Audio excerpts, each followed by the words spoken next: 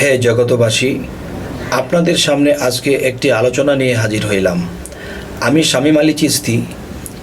যে আপনাদের সামনে প্রায় আমি কিছু আলোচনা নিয়ে হাজির হই, সে আলোচনাগুলো যে গভীর মনোযোগে যদি শোনা হয়, আশা করব ইনশাল্লাহ মানব সৃষ্টির রহস্য এবং আত্মজগতের বিষয় জ্ঞান প্রাপ্ত হবেন ইনশাআল্লাহ। তো সেই কথাগুলোর মধ্যে যে কথাগুলো যে মানুষ জ্ঞানের মধ্যে হজম করবে বা জ্ঞানের মধ্যে সেটিং করবে, তখন তিনি যে কোনো জায়গায় এই কথাগুলো কাজে লাগাতে পারবে ইনশাল্লাহ। যেমন একটা কথা বলা আছে, মহাবিশ্ব ব্রহ্মাণ্ডে যাহা কিছু আছে তাহা মানব বাণ্ডে আছে। তা মানব বাণ্ডে কী করে আছে সেটা আমাদের বোঝার বিষয়। তাই আজকে আপনাদের সামনে এই আলোচনাটি নিয়ে হাজির হইলাম। মানব মহা নয়, মানব নিজেকে ক্ষুদ্র বলেই জানে। মানব অবশ্যই মহা এবং মহাশক্তি, পবিত্র মানবেই বিলীন। মানব জানে না নিজের মহত্বের খবর। যেমন গাছ ফল দিয়ে যাচ্ছে, প্রাণীরা তাহার স্বাদ পেয়ে পেয়ে খাচ্ছে, কিন্তু গাছ জানে না তাহার ফলের স্বাদের খবর। সারা বিশ্ব ব্রহ্মাণ্ডে যাহা কিছু আছে, মানবের মাঝে তাহার কমতি কিছুই নাই। মহাবিশ্ব ব্রহ্মাণ্ড হয় মহামানব। মানব দেহটা একটি ক্ষুদ্র মানব। আগুন, পানি, বাতাস, মাটি ও আলো শক্তি দ্বারা এই মানব দেহটা তৈরি। ঠিক তেমনি করে মহাবিশ্ব ব্রহ্মাণ্ডটিও আগুন, পানি, বাতাস, মাটি ও আলোক শক্তির উপরেই দাঁড়িয়ে আছে। মহাবিশ্ব ব্রহ্মাণ্ডের ভিতরে দেব দেবতা এবং জিন, অসুর, হারেজ নারেজ, ফেরেস্তা ও আকাশ, জমিন, পাতাল আছে। ঠিক তেমন করিয়া মানব দেহে আছে, আরও আছে আরশ, কুরসি, লৌহ, কলম, এমনকি পরমাত্মা স্বয়ং স্রষ্টা ও একজনেই অগণিত মানব, দানব, সমস্ত মাখলুকাতই বিলীন হইয়া রহিয়াছে। পরমাত্মা স্বয়ং স্রষ্টা, তিনি এক হইয়া মহাবিশ্বের ভিতরে ও মহাবিশ্বের বাহিরেও বিরাজমান আছেন এবং মানবের মধ্যে থেকেও তিনি নিজেকে প্রকাশ করে গেলেন।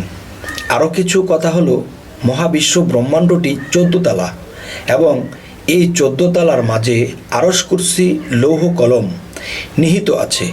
ক্ষুদ্র মানব দেহের মাঝেও 14 তালা আছে এবং ফেরেস্তাগণ, দেবদেবতাগণ ও মানব দেহে আছে। তাহলে জিব্রাইল ফেরেস্তা মানব দেহে থেকে ওহী এলহাম আনিতেছেন, কেননা আল্লাহ তো আরশে থাকেন। তাহলে মানব দেহেও তো আরশ আছে। সেই মানব দেহের আরশে আল্লাহর কাছ থেকে জিব্রাইল গায়েবী এলেম এনে দেন বা দিচ্ছেন। মহাবিশ্বের আরশে আজিম থেকে ওহী এলহাম আনিয়া দিতে হয় না। সকল মুমিন ব্যক্তির কালবে যদি আল্লাহ থাকে, তাহলে জিব্রাইল এত কষ্ট করিয়া সেই মহাবিশ্বের আরশে যাওয়ার কি দরকার? আল্লাহ মানুষের মধ্যেই সকল কিছুর ব্যবস্থা রেখেছেন। তাহলে মহামানব এর ভিতরে স্রষ্টা আছেন এবং বাহিরেও আছেন। সেখানে স্রষ্টা নির আকারেই আছেন।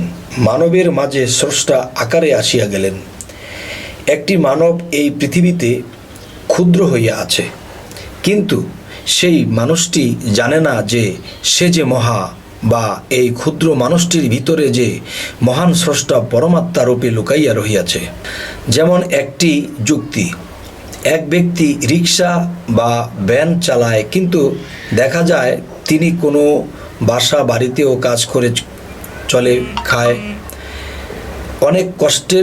অনেক কষ্টের জীবন চলিতেছে তাহার, কিন্তু দেখা যায় এই ব্যক্তির নামে কোটি কোটি টাকার ব্যাংক ব্যালেন্স রহিয়াছে। 200 একর জমিও আছে, কিন্তু লোকটা তাহার খবরও জানে না। আর জানে না বলে তিনি দিন মজুর করিয়া কষ্ট করে চলিতেছেন। তাহলে কোনো উসিলায় বা কোনো মানুষের উসিলায় তিনি একদিন জানতে পারলেন যে তিনি এত সম্পদের মালিক। আমি বোঝাইতে চাই, মানবের মধ্যেই যে পরম আত্মা স্বয়ং ব্রহ্ম বা ঈশ্বর বা আল্লাহ লুকাইয়া রহিয়াছে। তাহা মানুষ যদি কোনো মানুষের বা কোনো কামেল পীর আউলিয়ার কাছে যাইয়া জানত যে কিভাবে পরম আত্মা মানুষের মাঝে লুকাইয়া আছে, তাহলে এই কায়দা কৌশল একজন কামেল পীর আউলিয়াই একমাত্র দিতে পারেন। তিনি মহাত্মাকে লাভ করল।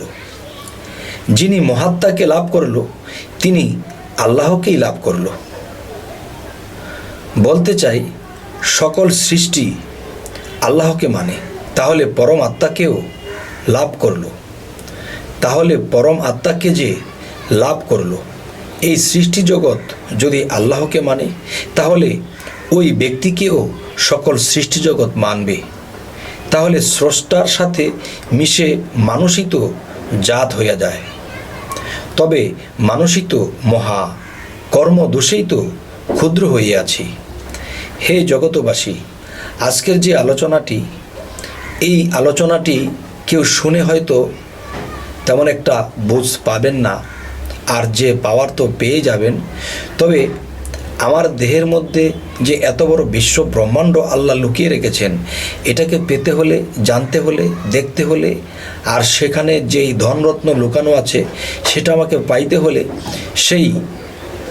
সেই মানুষের কাছে যাইতে হবে যে মানুষ এই দেহ ভাণ্ডের খবর জানে, এই আত্মজগতের খবর জানে। তিনি একজন কামেল মুর্শিদ। হে জগতবাসী, আপনাদের কাছে আজ এই কথাগুলো বলেই রাখছি। সকলেই ভালো থাকবেন।